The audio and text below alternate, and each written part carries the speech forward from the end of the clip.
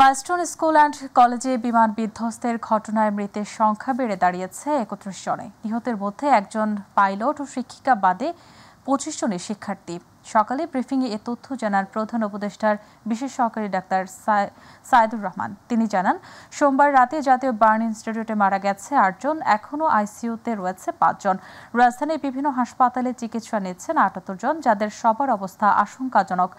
আজ থেকে রক্তের প্রয়োজন পড়বে, এজন্য রক্তদাতাদের প্রস্তুত থাকার আহ্বান জানান তিনি। প্রধান উপদেষ্টার বিশেষ সহকারী জানান, মারা যাওয়া ব্যক্তিদের মধ্যে ৬ জনের মরদেহ এখনও শনাক্ত করা যায়নি। সর্বমোট মৃত্যুর সংখ্যা নিশ্চিত করছি আমরা ২৭ জন, এবং হাসপাতাল সব মিলে ভর্তি আছে ৭৮ জন। এবং এর মধ্যে আমাদের এই হাসপাতালে যারা ভর্তি আছে তার মধ্যে বেশ কয়েকজন আইসিইউতে আছে। আইসিইউতে থাকা রোগীদের মধ্যে কয়েকজন ভেন্টিলেটর আছে, কয়েকজন ভেন্টিলেটর নেই। এমনকি এইচডিইউতে যারা আছেন তাদের মধ্যে বেশ কয়েকজনের অবস্থা আশঙ্কাজনক। অতএব আমরা খুবই খারাপ সময়ের মধ্য দিয়ে যাচ্ছে পুরো দেশ। আপনারা সবাই দোয়া করবেন। চেষ্টা করা হচ্ছে।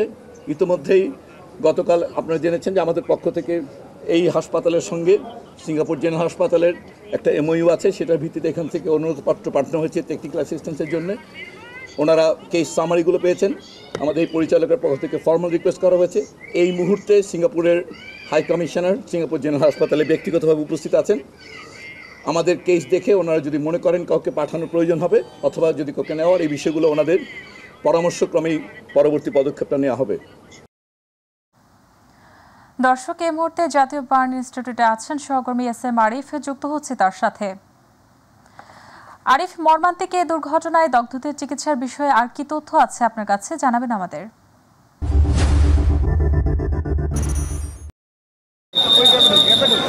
শাইলি, একটু শুরুতেই জানি যে এই যে দুর্ঘটনা ঘটছে এটার পরে যে প্রাপ্ত তথ্যগুলো আমরা বিভিন্ন জায়গা থেকে পাচ্ছি, বিশেষ করে স্বাস্থ্য মন্ত্রণালয়, আইএসপিআর, এইসব প্রাপ্ত তথ্যের মধ্যে আমরা কিছুটা গরমিল দেখা যাচ্ছে, বিশেষ করে আহত নিহতদের বিষয়ে। আমরা আজকে ঠিক সকাল ৮টার দিকে এই বার্ন ইউনিটের কিন্তু প্রেস কনফারেন্স করেছিলেন প্রধান উপদেষ্টার স্বাস্থ্য বিষয়ক বিশেষ সহকারী।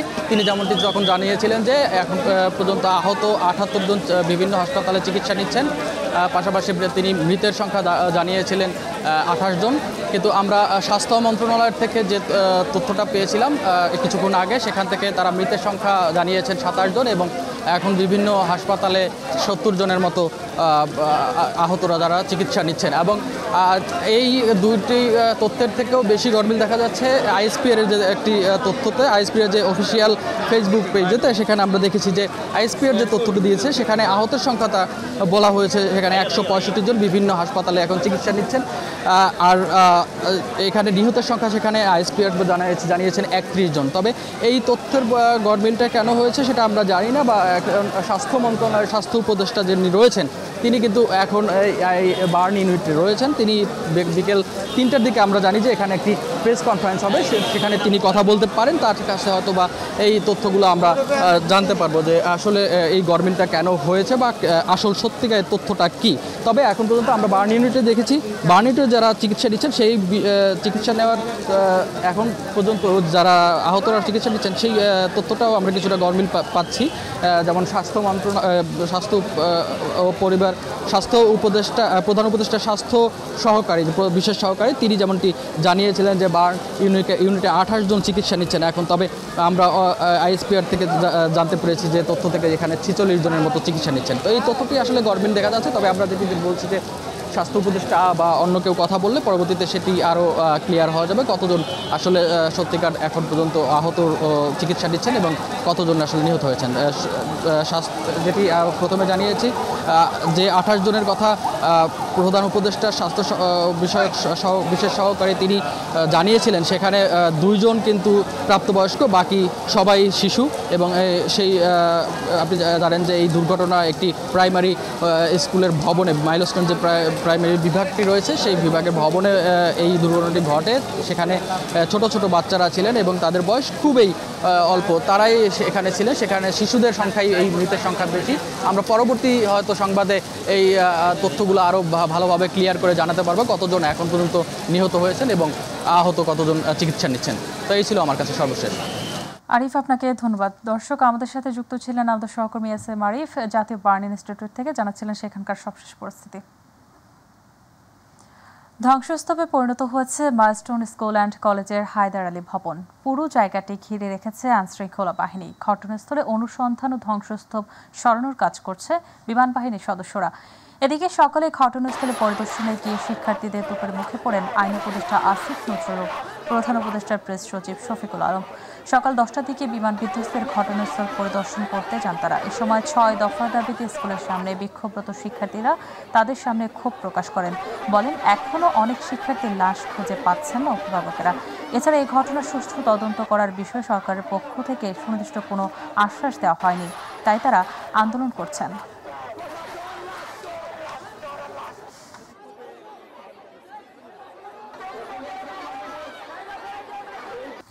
দর্শক, এই মুহূর্তে মাইলস্টোন স্কুলের সামনে আছেন আমাদের সহকর্মী আফজাল হোসেন, যুক্ত হচ্ছে তার সাথে। আফজাল, 6 দফা দাবিতে স্কুলের শিক্ষার্থীদের কর্মসূচি সহ পরিদর্শনে আসা উপদেষ্টার বিষয়ে আর কি তথ্য আছে আপনার কাছে, জানাবেন আমাদের।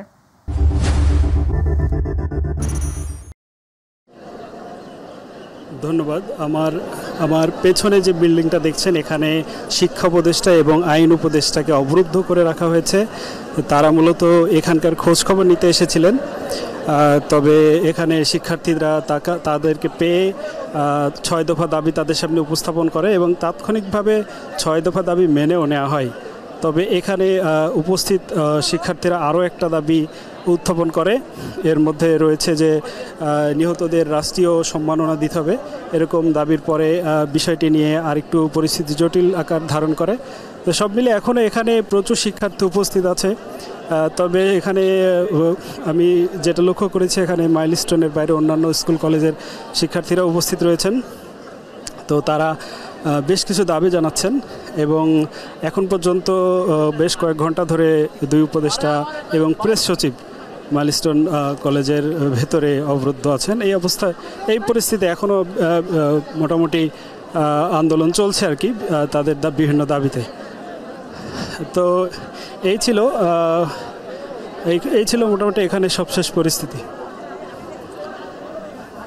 আফজাল, আপনাকে ধন্যবাদ। রাজধানীর উত্তরায় দিয়াবাড়ি এলাকায় মাইলস্টোন স্কুল অ্যান্ড কলেজ ক্যাম্পাসে বাংলাদেশ বিমান বাহিনী প্রশিক্ষণ বিমান বিধ্বস্ত হয়ে হতাহতের ঘটনায় আজ একদিনের রাষ্ট্রীয় শোক পালিত হচ্ছে। দেশের সব সরকারি, আধা সরকারি, স্বায়ত্তশাসিত প্রতিষ্ঠান, শিক্ষা প্রতিষ্ঠান জাতীয় পতাকা অর্ধনমিত রয়েছে।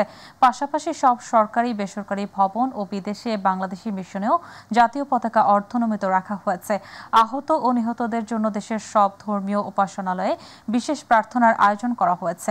এই ঘটনায় মোট 31 জন নিহত হয়েছেন, আহত হয়েছেন অর্ধশতাধিক। রাজধানীর উত্তরায় দিয়াবাড়ি এলাকায় মাইলস্টোন স্কুল অ্যান্ড কলেজের ক্যাম্পাসে প্রশিক্ষণ বিমান বিধ্বস্ত হয়ে বহু শিক্ষার্থী নিহত আহতের ঘটনায় আজকের এইচএসসি পরীক্ষা স্থগিত করা হয়েছে। সকালে এক বার্তায় এ কথা জানায় প্রধান উপদেষ্টার প্রেস উইং। এতে জানানো হয়, শিক্ষা মন্ত্রণালয় সিদ্ধান্ত নিয়েছে আজকের এইচএসসি ও সমমানের সব পরীক্ষা স্থগিত থাকবে। আজকের পরীক্ষার নতুন তারিখ পরবর্তীতে জানিয়ে দেওয়া হবে। এর আগে মঙ্গলবার মধ্যরাতে তথ্য উপদেষ্টা মাহফুজ আলমের ফেসবুক আইডি থেকে দেওয়া এক পোস্টে এ তথ্য জানানো হয়।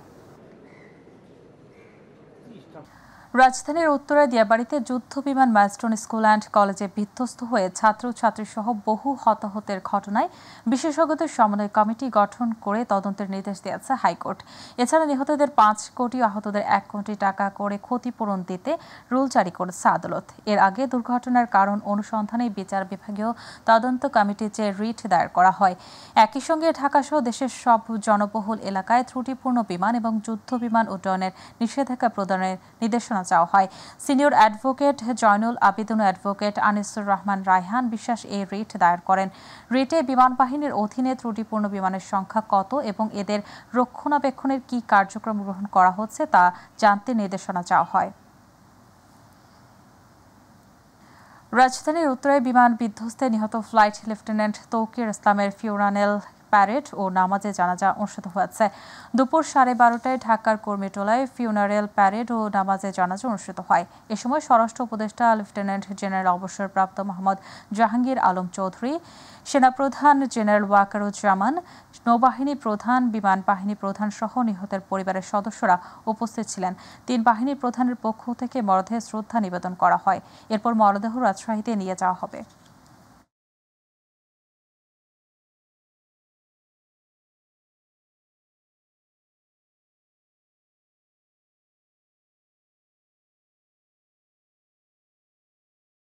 ঢাকায় মাইলস্টোন স্কুল অ্যান্ড কলেজে বিমান বিধ্বস্ত হয়ে মারা যাওয়া ফ্লাইট লেফটেন্যান্ট তৌকির ইসলাম সাগরের মরদেহ সমাহিত করা হবে রাজশাহীতে।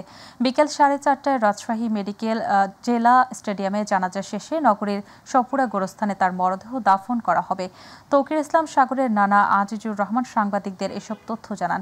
ঢাকা সেনানিবাসে প্রথম জানাজার পর মরদেহ হেলিকপ্টারে নেওয়া হবে রাজশাহীতে। বিকেলে দ্বিতীয় জানাজা শেষে নগরীর গোরস্থানে তার দাফন সম্পন্ন করা হবে। তৌকিরের মৃত্যুতে শোকের আবহ পুরো রাজশাহী নগর জুড়ে। সকাল থেকেই ভাড়া বাসায় ভিড় জমাতে শুরু করেছেন স্বজনরা। হেলিকপ্টার বা ডেড বডি আসার পর, কারণ ওরা একটা টাইম দেয়, কিন্তু হুবহু টাইমটা তো থাকে না, তাই না? কাজে একটু 19-20 হতে পারে। তা আমাদের এক্সপেক্টেড টাইম যে 2টার মধ্যে বোধ হয় ডেড বডিটা চলে আসতে পারে। জানা যাবে প্রস্তুতি চলছে। ওটা হয়ে গেলে হেলিকপ্টার যোগে আসবে এবং সেখানে ক্যান্টনমেন্টে ল্যান্ড করবে। ও একটা লাস্ট শুধু আসবে হেলিকপ্টারে, আর বাকি যারা আছে তারাও সেই বিমান বাহিনীর বিমানে আসবে, বিমানবন্দরে আসবে। রাজধানীর মাইলস্টোন স্কুল অ্যান্ড কলেজ ক্যাম্পাসে বাংলাদেশ বিমান বাহিনীর একটি প্রশিক্ষণ বিমান বিধ্বস্তের ঘটনায় নিহত রজনী ইসলামের গ্রামের বাড়ি কুষ্টিয়ার দৌলতপুরে সাদিপুরে দাফন সম্পন্ন হয়েছে। সকাল 9টার সময় সাদিপুর কবরস্থানে জানাজা শেষে রজনীর দাফন সম্পন্ন করা হয়। এর আগে সকালে উপজেলার হোগলবাড়ি ইউনিয়নের সাদিপুর গ্রামে শ্বশুর বাড়ি রজনীর মরদেহ নিয়ে আসা হয়। ভোররাতে গাংনীতে মরদেহ নিয়ে যাওয়া হলে সেখানে এক হৃদয় বিদারক দৃশ্যের অবতারণা হয়। বিমান বিধ্বস্তের ঘটনায় পরপরই রজনী তার মেয়ে ঝুমঝুমকে আনতে গিয়ে মাথার পিছনে আঘাতপ্রাপ্ত হলে তাকে উদ্ধার করে সিএমএইচ হাসপাতালে নিয়ে গেলে চিকিৎসাধীন অবস্থায় তার মৃত্যু হয়। মর্মান্তিক বিমান দুর্ঘটনায় মাইলস্টোন স্কুলের শিক্ষার্থী গাজীপুরের সাইমা আক্তার মরদেহ গভীর রাতে তার গ্রামের বাড়িতে এসে পৌঁছে। শোকের ছায়া নেমে এসেছে পুরো এলাকায়। গাজীপুর মহানগর 21 নম্বর ওয়ার্ডের বিপ্লবর্থা এলাকার শাহ আলমের মেয়ে সাইমা আক্তার মাইলস্টোন স্কুলে 3য় শ্রেণীর পড়ুয়া শিক্ষার্থী। গতকালের দুর্ঘটনায় মারা যাওয়ার পর হদিস মিলছিল না তার। পরে বিভিন্ন হাসপাতালে খোঁজাখুঁজির পর রাত 8টার দিকে সিএমএইচ হাসপাতালে তার মরদেহের সন্ধান মিলে। স্বজনরা রাত 3টার দিকে সাইমার মরদেহ নিয়ে আসে গ্রামের বাড়িতে।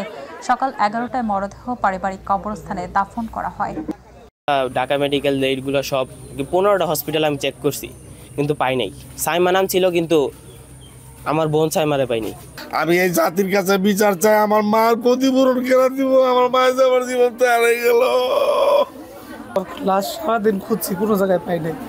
লাস্টে ওই হাসপাতালে মনে করেন 3-4 বার খুঁজছি। পরে যে মনে করেন 6টা লাশ এখানে যে কই যে জাম হয়ে গেছে, লাস্টে দেখা যায়। পরে যাই দেখলাম আমার কানের দুল, ওর মুখের ফেসটুকু একটু ভালো, আর সমস্ত ঠিক হয়ে গেছে। ওর জন্য আপনারা সবাই দোয়া করবেন, আল্লাহ পাক যেন জান্নাত বেশি। উত্তরে মাইলস্টোন স্কুল অ্যান্ড কলেজে বিমান বাহিনীর একটি প্রশিক্ষণ যুদ্ধ বিমান বিধ্বস্তের ঘটনায় নতুন করে আলোচনা এসেছে এয়ারফোর্সের বহুল ব্যবহৃত যুদ্ধবিমান F-7 BGI। শুধু বাংলাদেশই নয়, বিশ্বের অন্তত 8টি দেশে বহুল দুর্ঘটনার শিকার হয়েছে এর বিভিন্ন সংস্করণ। চীনা প্রযুক্তিতে তৈরি হলে বিমানটির কার্যকারিতা ও নিরাপত্তা নিয়ে রয়েছে গুরুতর প্রশ্ন। আতিকুর রহমান তিতাসের রিপোর্ট। বাংলাদেশে F-7 BGI বিমান প্রথম যুক্ত হয় 2013 সালে। অত্যাধুনিক অ্যাভিওনিক্স, ডিজিটাল ককপিট এবং ডে নাইট কমব্যাট সক্ষমতা থাকলেও এটি মূলত 1950-এর দশকে সোভিয়েত MiG-21 এর উপর ভিত্তি করে তৈরি। বাংলাদেশ 2022 সালে দ্বিতীয় দফায় আরও F-7 BGI সংগ্রহ করে। বিজিআই সংস্করণ উন্নত বলা হলেও এটি একটি পুরনো ফ্রেমের উপর আধুনিক প্রযুক্তির জোড়াতালি বলে মনে করেন এভিয়েশন বিশেষজ্ঞরা। তাই এই বিমানের ক্ষেত্রে নিরাপত্তা নিয়ে প্রশ্ন ওঠেই। উত্তরের মাইলস্টোন স্কুল অ্যান্ড কলেজে F-7 বিজিআই বিধ্বস্তের পর অনেকের মনেই প্রশ্ন, আর কোথাও কি এই মডেলের বিমান বিধ্বস্ত হয়েছিল? গণমাধ্যমের বিভিন্ন তথ্য বলছে F-7 বিভিন্ন দেশে এর আগে এই মডেলের বিমান বিধ্বস্ত হলেও সোমবারের F-7 বিজিআই বিমান দুর্ঘটনা বিশ্বের ইতিহাসের ভয়াবহ দুর্ঘটনায় ঠাঁই করে নিয়েছে। বাংলাদেশে 2008 সালে টাঙ্গাইলে F-7 MB ভেঙে পড়ে পাইলট নিহত হন। 2015 সালে বঙ্গোপসাগরে একটি F-7 নিখোঁজ হয়। 2018 সালে F-7 বিজি বিধ্বস্ত হয়ে প্রাণ হারান একজন স্কোয়াড্রন লিডার। দেশের বাইরে পাকিস্তানেও বেশ কয়েকটি দুর্ঘটনায় প্রাণ গেছে বিমান বাহিনীর সদস্যদের। 2015 সালে FT-7 PG প্রশিক্ষণ বিমানে মারা যান দেশটির প্রথম নারী ফাইটার পাইলট মারিয়াম মুখতিয়ার। 2020 সালে আরও একটি দুর্ঘটনায় নিহত হন 2 জন পাইলট ও 5 জন গ্রামবাসী। চীনেও J7 নামে পরিচিত F7 এর মূল সংস্করণের একের পর এক দুর্ঘটনায় পরে 2010, 11 ও 12 সালে বেশ কয়েকটি J7 বিধ্বস্ত হয়। একটি আছড়ে পড়ে আবাসিক ভবনের উপর। ওই ঘটনায় সাধারণ মানুষ হতাহত হন। 2022 সালে হুবেই প্রদেশে আরেকটি J7 ভেঙে পড়লে বেসামরিক মানুষ নিহত হন। মিয়ানমারে 2018 সালে 2টি F7M দুর্ঘটনায় একদিনে মারা যান 2 পাইলট ও একজন সাধারণ নাগরিক। ইরানে 2022 সালে বিধ্বস্ত হয় একটি F7, এতে মৃত্যু হয় 2 পাইলটের। জিম্বাবুয়েতে 2025 সালে J7IIN বিধ্বস্তে নিহত হন দেশটির পাইলট। বিশ্লেষকরা বলছেন F7 প্ল্যাটফর্ম পুরনো, যার উপর আধুনিক প্রযুক্তি জুড়ে সেভাবে নিরাপত্তা নিশ্চিত করা সম্ভব নয়। ডিজাইনটি এমন এক যুগের যেখানে যুদ্ধ বিমানের গতিই ছিল আসল, কিন্তু বর্তমান যুগে এসে দরকার মাল্টিরোল সক্ষমতা এবং নিরাপদ অপারেশনাল পারফরম্যান্স। আতিকুর রহমান তিতাস, মাই টিভি। রাজধানীর উত্তরার মাইলস্টোন স্কুলে দুর্ঘটনার কবলে পড়া বিমানটির কোনো যান্ত্রিক ত্রুটি ছিল কিনা তা জাতির সামনে তুলে ধরার দাবি জানিয়েছেন বিএনপির স্থায়ী কমিটির সদস্য গয়েশ্বর চন্দ্র রায়। সকালে কেন্দ্রীয় কার্যালয়ের নিচে দুর্ঘটনায় আহত ও নিহতদের স্মরণে আয়োজিত দোয়া মাহফিলে এই দাবি জানান তিনি।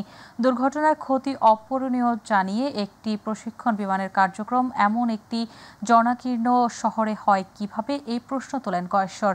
আর দলের সিনিয়র যুগ্ম মহাসচিব রুহুল কবির রিজভী জানান, দুর্ঘটনায় বিএনপির কেন্দ্রীয় কর্মসূচির অংশ হিসেবে দেশের সব দলীয় কার্যালয়ে বিলাদ ও দোয়া মাহফিল অনুষ্ঠিত করা হবে। অন্তর্বর্তী সরকারের দায়িত্ব হচ্ছে একটি উচ্চ পর্যায়ের তদন্ত টিম করে সেটিকে তার আসল সত্য খুঁজে বের করা।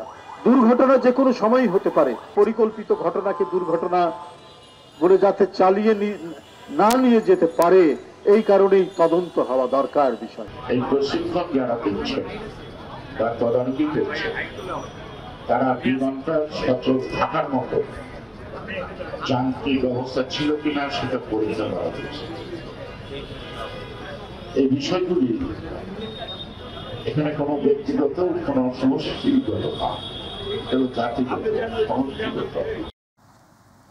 খুলনার দাকুপ উপজেলায় বাংলাদেশের জামাতে ইসলামের আমির মরহুম মাওলানা আবু সাইদের মৃত্যুতে দাকুপ উপজেলা শাখার উদ্যোগে পথসভা ও দোয়া অনুষ্ঠিত হয়েছে।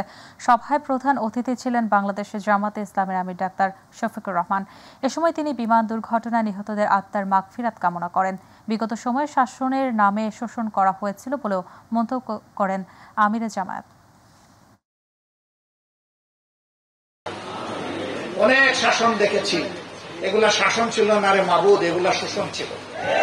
তুমি তার সবচেয়ে বড় সাক্ষী। আল্লাহ, আমরা সৎ শাসক চাই আর কোরআনের শাসন চাই। তুমি এই কাজের জন্য এই এলাকার এই উপজেলার মানুষগুলাকে কবুল করো।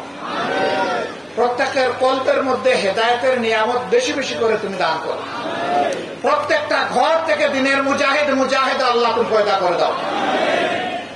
একজন আলিমের ঘাটতি, শত আলিম তৈরি করে যোগ্য আলিম তৈরি দিয়ে তুমি পুষায় দাও আল্লাহ। জুলাই গণ অভ্যুত্থানে রংপুর বেগম রোকেয়া বিশ্ববিদ্যালয়ের ছাত্র আবু সাইদ হত্যা মামলায় অভিযোগ গঠনের শুনানির জন্য আগামী 28 জুলাই দিন ধার্য করেছে আন্তর্জাতিক অপরাধ ট্রাইব্যুনাল। আজ বিচারপতি মোহাম্মদ নজরুল ইসলাম চৌধুরীর নেতৃত্বাধীন আন্তর্জাতিক অপরাধ ট্রাইব্যুনাল 2 এর আদেশ দেয়। জুলাই গণ অভ্যুত্থানে রংপুরে বেগম রোকেয়া বিশ্ববিদ্যালয়ের ছাত্র আবু সাইদ হত্যা মামলায় আন্তর্জাতিক অপরাধ ট্রাইব্যুনালে প্রতিবেদন দাখিল করে তদন্ত সংস্থা। তদন্ত প্রতিবেদনে আবু সাইদ হত্যার সঙ্গে 30 জনের সম্পৃক্ততার বিষয় উঠে আসে। গত 30 জুন আবু সাইদ হত্যা মামলায় অভিযোগ আমলে নেয় ট্রাইব্যুনাল। একই সঙ্গে এই মামলায় পলাতক থাকা 26 আসামির বিরুদ্ধে গ্রেপ্তারি পরোয়ানা জারি করা হয়।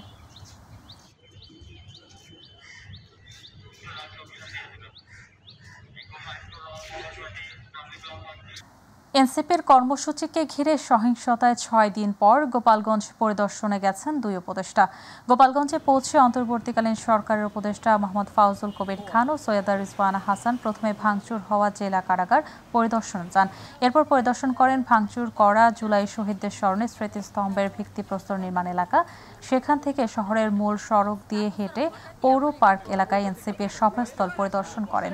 এ সময় তাদের সাথে প্রধান উপদেষ্টার বিশেষ সহকারী অবসরপ্রাপ্ত লেফটেন্যান্ট জেনারেল আহমেদ হাফিজ, মন্ত্রী পরিষদ সচিব ডক্টর শেখ আব্দুর রশিদ, বিভাগীয় কমিশনার শরীফ উদ্দিন আহমেদ চৌধুরী সহ স্থানীয় ব্যক্তিবর্গ। পরে তারা জেলা প্রশাসকের সম্মেলন কক্ষে জেলার সরকারি কর্মকর্তা এবং স্থানীয় ব্যক্তিবর্গের সাথে এক মতবিনিময় সভায় মিলিত হয়।